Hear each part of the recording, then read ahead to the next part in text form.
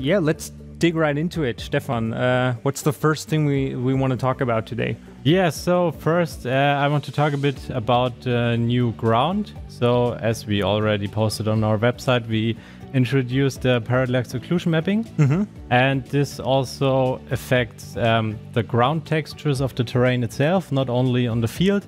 And you can perfectly see it here on this way to the field. So you see all these little stones are coming a bit out of the ground. Yeah, I think even like once you start moving around, this is when the ground actually just becomes alive and just fully three-dimensional. You can really see the single rocks and bits and pieces, and this is the case with each like ground texture we have in the game. Yeah. So each of them has their own height map. So of course, stones are the highest ones here on the terrain. But also the grass and that stuff is a bit more three-dimensional. Definitely more vibrant, brings a new feel to how the game world just feels when walking around or also driving, because we have the same thing over here on the field as well. Yeah. You don't really see it here now because there's a straw on the field, so it's a bit covered. But later on, I prepared a cultivator, and so there you see it pretty well, and also with plowing. You see it really nice. So we already see, what do we see right now here on the field? That's wheat, because it doesn't look like the wheat from FS19, definitely. Yeah, so we updated the textures there and also the 3D models, so it looks way better. You can just see it here. And also, the stubbles on the field. And you see it also that you don't see the ground that much as in FS19, so it's more very dense, more covered, definitely surface. So and also I noticed the other day while testing the game. I mean, that's the nice thing. Stefan, he creates things, I break them, basically. But I noticed that while testing with our wind effects and everything we have in game, the new foliage just looks so vibrant. You can even see the little waves and ripples going through it at times. It's really cool. It's hard to see. Maybe if we enter, I think some foliages you see it more than others. But if you have a closer look here, maybe on the TV it's not really visible, but you see really the wind waves. It depends also on the wind intensity, and also of course on your draw distance of the foliage, whatever you have. But it looks really nice. Before it was only just waving every time the same, but now it's really dynamic and makes it more realistic. Yeah, I mean, side note here, this is also kind of ties in, I believe. I'm not sure if Jos already talked about it, but with the seasonal, like the seasonal mode we have in game and the seasons that's directly integrated. Of course, we have different weather types in the game as well. The wind will change, the direction will change as well. Also the direction changes. So if now the wind comes from the back and you see it like this here, but it can also change the direction and you directly see that on the fields. All right.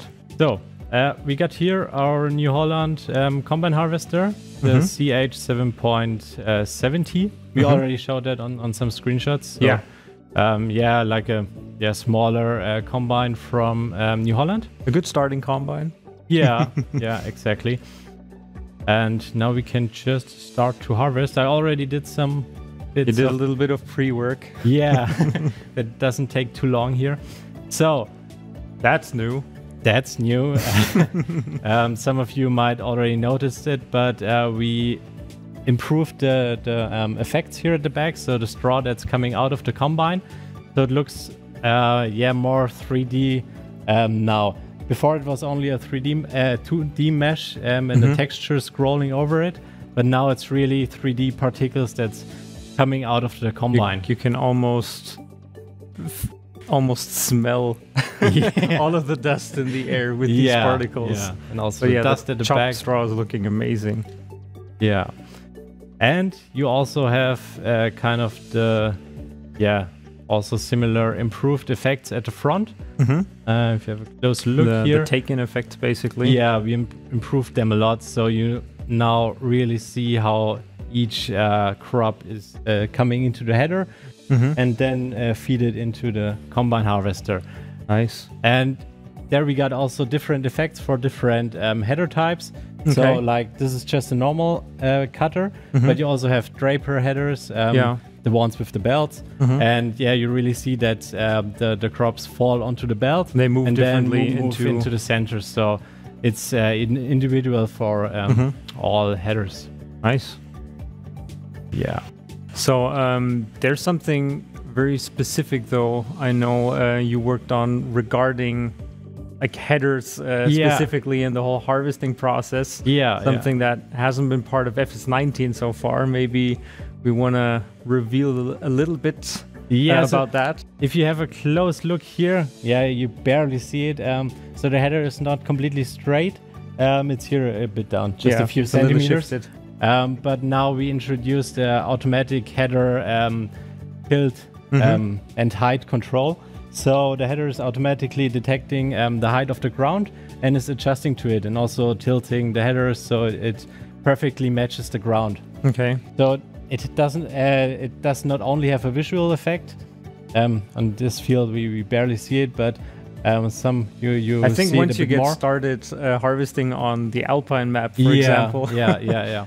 But also for mod maps that have some steeper slopes, it also improves the driving, so you don't get stuck on the header and So. And this is the case for every header in the game? And not every. The ones that only also got that in real life. So not every header got a tilt control. So the height control is implemented on all headers to improve that. But the tilt is only on that support that in real life. For example, on older combines, you don't have that in real. So only on the new ones. Makes sense. Yeah. All right. So I mean, we have a little something more planned later on, but for now, after harvesting our grain here, something else we might want to show. You already parked some trailers in the back. Those are also new. Yeah. So we got another brand Rudolph, the German trailer brand. So and we got some really nice trailers from them. So let's just tip that into that. Then I can show you the trailers. So pretty nice ones. So we got some more, not only these two. So they're the same. But yeah, they're really nice. And pretty nice new wheels. So that are from Continental. Especially these road wheels are new, so we haven't had them branded yet. Okay. But now we got them also branded and not as Lizard. They look really nice, and also the new profile on there. The profile is more 3D. So, and we also got from Continental the wheels on our really nice John Deere. So they're also really nice. So this is also the white configuration for the wheels, so it looks pretty good on our John Deere. So also a new tractor, basically everything new. Older tractor from John Deere was built end of the 90s, and as a young timer in the game now, we can just enter. I also see in the front that's a new weight. We have new weights that's as also well. New. We got some 10-winkle weights, also a German brand. And we got a whole bunch of weights in all... a series of them, the game now. And they're also universal for all the tractors. If you hear a bit of the game, I hope you hear it well. You also hear the manual shifting of this tractor. So because this tractor is... manual shifted with... I think we have not talked about anything of that yet. Yes, we have gear shifting. We have gear shifting. Something that you've worked on for quite a while, I believe. It's a really tricky topic because it's not really easy to do, especially the automatic shifting of these gears, because if you don't want to shift, some players don't want that to shift manually, you have to automatically shift like nearly perfect to handle all the different situations of the game, and that's quite tricky. Like with everything, we have the possibility to turn this like manual gear shift setting on or off, however you prefer to play. If you play on automatic, the game does everything for you. Yeah. Also, probably something that's been very hard to implement, I'm guessing, is we have such a range of tractors in the game. And some have so many different subsets of gears, and they don't have the same systems. So it's not like a car. On a car it's pretty easy. You have like 6 gears, 1 reverse gear, and that's it. But on tractors, you like every tractor has a different gearbox. So you have normal gears, then you have groups.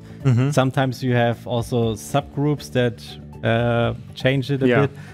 And then but you reverse can even see it in game. We built in this little feature here on the lower right in the corner. You see like what the current like gear shifting system is, what gear it's currently set at. So you can either use that to know when to shift or when not to shift if you're playing with it set to manually, or you also see when playing automatically how the game is shifting gears live in action, basically. Exactly. So we now see that we are in gear group A, and we are in neutral, so we don't have a gear. And if we accelerate now, we can see that... we also got to say Stefan is playing on automatic because it would be far too complex to also do on the this, controller. Oh god, do this manually, getting up the hill and out on the road. Yeah, so it's pretty heavy, these 2 trailers. But you can see that's automatically changing the gears, and also if you have a close look, it's also animated. The character animates using the levers here, and also the clutch pedal. So and the sound, I don't hear it now. But it's really nice. So that's one of my favorite features of the new game. That the sound basically adjusts according to what gear. And sometimes if you got a heavy trailer, it sounds pretty awesome. When the load is kicking in, driving uphill. So we got here a farm. I built here some bits. Hope that looks quite nice. Hope you don't get stuck on our little fence here. I hope. But trailers are pretty long. They're pretty hard to maneuver. But this is one of our farm silos that you've placed down here. Exactly. So also a new brand from Unia, so a Polish brand that's producing such silos. So we got some more of them in different sizes. So we have a different range of them available in game. So you can choose which size you want, and you also can extend it with silo extensions like you already know from the past games. That's pretty good. And now... but what we want to show here now is that when unloading into a silo from your trailer, we also have these nice new sound effects. You hear the new sounds, so let's listen. Let's listen to that. There you go. So you also, if you look, it's the camera. We don't really have that much in the trailer. It was unloaded pretty quickly. I forgot to unload the full combine. Sorry for that. Didn't have the time to get all of the field done. But we can. But that's the thing. We want to show you as much as we can. In our time window, of course. But we can also unload it here to show you the unloading without anything in. And you can also see that we improved the animation here of the hydraulic cylinders. In the past games, so this hydraulic cylinders has many subparts that are extending. These single pistons. Exactly. And in the past, we extended them all at the same time, but now it's more realistic, and they extend one after another. It's this gradual... Exactly. Hello, NPC. Hello. Oh. It's basically this gradual extension of one part. And if you have a listen to the sound, you also hear when each cylinder is at the end and it's locking into its position. So you also hear that. So that is way more realistic and really great to hear.